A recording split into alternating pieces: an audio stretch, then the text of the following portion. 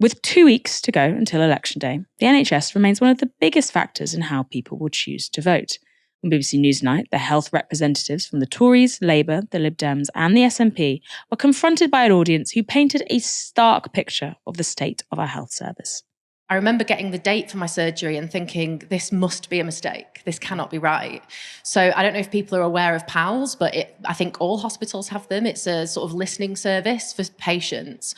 And I called PALS at my hospital to say, there's a 62-day target for the NHS for starting cancer treatment. And I'm looking down the barrel of 4.5 months. And the woman on the phone laughed. And said, she laughed, so I don't hold it against her, but it just, for me, it sort of shows the culture that exists in that particular hospital and presumably in others, where the very idea that a patient would expect that target to be met is laughed at. Trying to get an appointment with a doctor is hard at this point in time.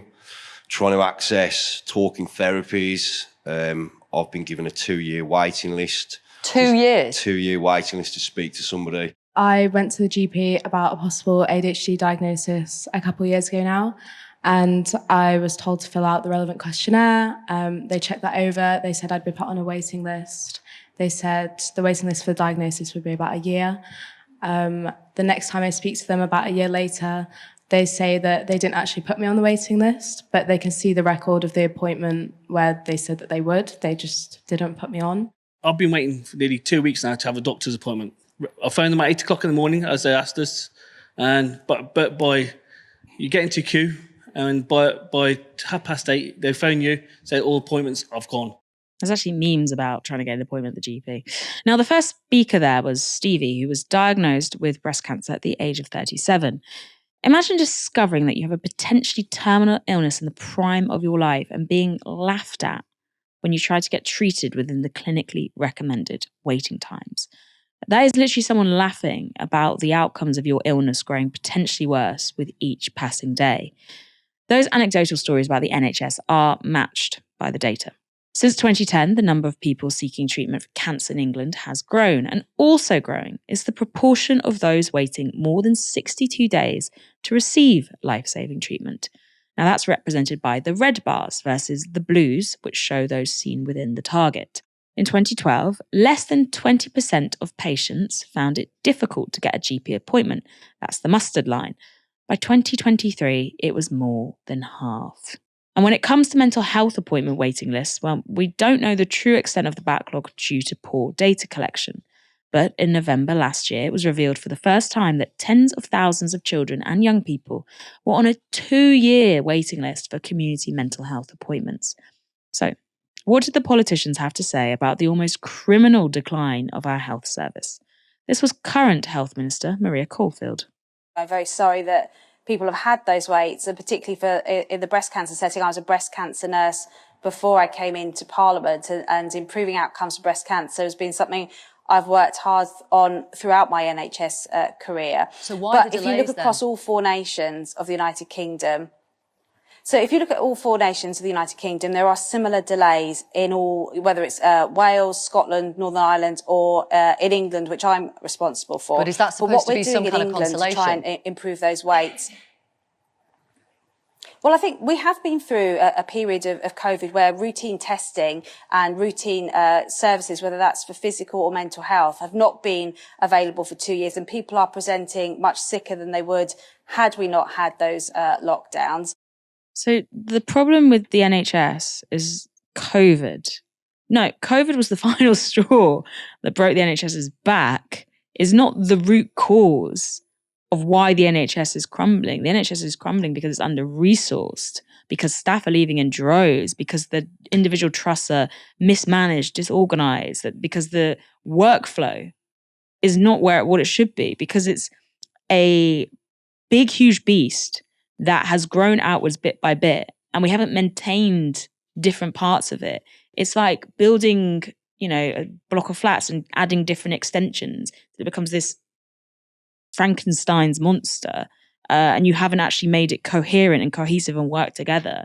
The NHS get loads of money, but the money doesn't go to the right bits. It's under-resourced. Also, where was Maria Caulfield phoning in from? Where's she at? Of course, the Tories are pretty much irrelevant now when it comes to the near future. So let's see what the other parties had to say. Health is a devolved issue, meaning Scotland is in charge of the Scottish NHS. The SNP's Scottish Health Secretary, Neil Gray, gave his take on why the NHS isn't working. Yes, there are pressures in all elements of the health service, not just in Scotland, but across all nations of the UK. COVID has undoubtedly had an impact. We're seeing more patients presenting in Scotland than we have done before, and we're seeing more patients within the treatment time guarantees, the 31-day and the 62-day pathway, than we did prior to COVID. Sure. But on this, Wes Streeting was absolutely right when he said that all roads lead back to Westminster, because the cuts that have come to the NHS in England have a direct impact on our ability in Scotland and indeed in Wales and other parts of the UK to be able to fund the services. No, but health is devolved. You can choose to fund it in different ways, can't you? You can raise taxes in Scotland. And we're doing that, Victoria. We're doing that. We're taking responsibility for the health service in Scotland. So why are you blaming Westminster then? No, I'll come to that, because we've raised an additional £1.5 billion in tax in order to invest in public services. What we're getting from Labour and the Conservatives is a plan for continued austerity and a plan for £18 billion worth of cuts. Now, Neil Gray isn't being completely fair there, because Labour has remained silent on the £18 billion in public service cuts forecast by the end of the next Parliament if the party is to meet its own fiscal rules, unless Labour acts to avert them. That's austerity for sure. But those cuts are to unprotected budgets, while the NHS budget is protected. Victoria Derbyshire put the austerity point to Wes Streeting, the man who will be in charge of the NHS in just a fortnight. If Labour win the election, austerity is coming, is it not? Be honest. No, it's not. And the £2 billion we've already committed in our manifesto would make a real difference in every one of the cases we've just heard about this evening. That is a tiny amount of money when you look at the total budget of the NHS in England, which is 190 billion. Well, 2 billion is a drop. Well, hang on a second. I'd say two things about that, and I want to explain what we will do about the state of the NHS. The first thing I'd say generally is, if it were the case that it was just pouring more money in would solve all the problems, then we wouldn't simultaneously have the highest amount of cash being spent on the NHS, which we do today, and the worst crisis in its history. When Andrew Lansley came in after the 2010 election, the Conservatives spent £3 billion on the NHS. All of it went into a top-down reorganisation that nobody wanted, nobody voted for, and left the NHS in a state where waiting lists were at their highest level ever before the pandemic. So it's not a virtue to spend loads more money if the money is badly spent. I mean, he's kind of saying what I said, which is the NHS does have loads of money sent to it, but it's under-resourced. However, I know Wes Streeting is a big fan of involving the private sector more in public healthcare, which is an incredibly worrying creep for what that could mean for our health service, because we already know that PFI contracts in key institutions like education, like health, has not led to better services, but instead led to more strangled services. Just look at academies and schools, some of the worst environments you can be with as a child. I think the other point to make there is, don't spend the money badly then. But what about that £2 billion increased spending commitment Labour has made? Victoria Derbyshire went back to it. It's an increase in health spending under Labour. This is what you're offering, of 1.1%. In austerity, under the coalition, the Conservatives and the Lib Dems, it went up 1.4%. I mean, you're just behind austerity. No, I just don't accept. Well, I've just given you the figures. I just don't accept that. It's a virtue to spend more money without doing the reform as well. I'm not saying that. I'm not saying it's a virtue. About the cost of living crisis, one of the things that makes where we are today much more difficult than 1997 isn't just the state of the NHS, it's the state of the economy and the state of the finances of every family in this country, which means that whereas the last Labour government was able to say, we'll put a penny on national insurance and put the money in the NHS, if we said we're going to put a penny on national insurance, there'd be loads of people who want to see investment in the NHS who would say, I genuinely can't afford to pay higher taxes. I can't afford my rent. I can't afford my mortgages. I can't afford my bill. We are realistic about the challenges that we face. And it's investment and reform that delivers the results. We delivered the shortest waiting times, the highest patient satisfaction ever in the history of the NHS when we were last in government. Yeah, you were spending loads more money then. One thing about that is obviously he's listed a lot of pressures that people have on them, which is why they feel they can't pay more tax. You know, like I can't afford to pay my rent, I can't afford to pay my mortgage, I can't afford to pay my bills. And Labour claim they have plans for tackling this, but I think we've covered them quite a lot. They're not really comprehensive enough. They don't plan to spend enough money to really do it. The obvious answer is, why don't you bring in stuff like rent controls? Why don't you make it so that people have affordable housing? And why don't you make it so you've actually properly renationalised the train so you don't have to spend loads of money? Why don't you make it so that we actually have infrastructure we can access at a low cost rather than having to pay loads of money just to eat, sleep, breathe?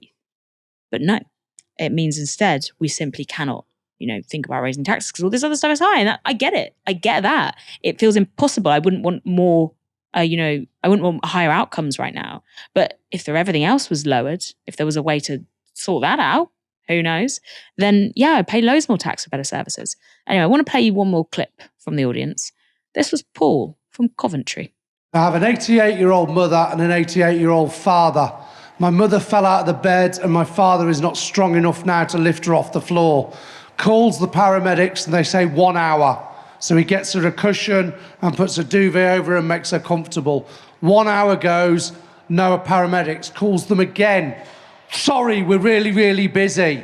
We'll be another hour. Another hour goes. He calls them again. Sorry, we're really busy tonight. We're going to send an ambulance from Stoke-on-Trent an hour away to get to my mother who's been on the floor for 3 hours. Yeah? It's not on. You need to do something about this.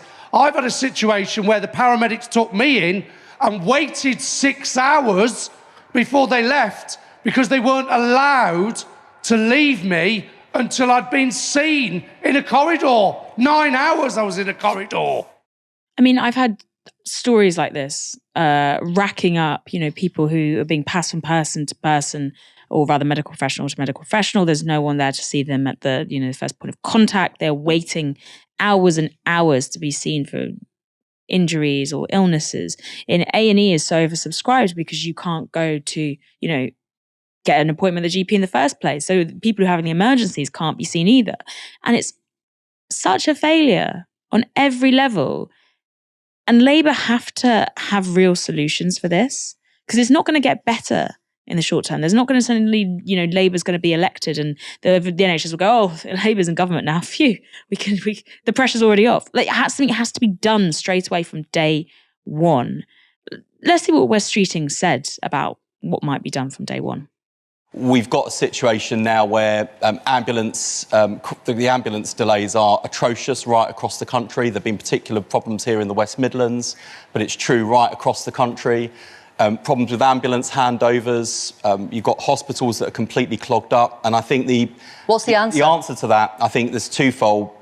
You have to try and reduce the pressure at the front door of the hospital. So going back to the point about general practice, I think it's crazy, by the way, we've got this situation where we've got qualified GPs who can't find a job and patients who can't get a GP appointment.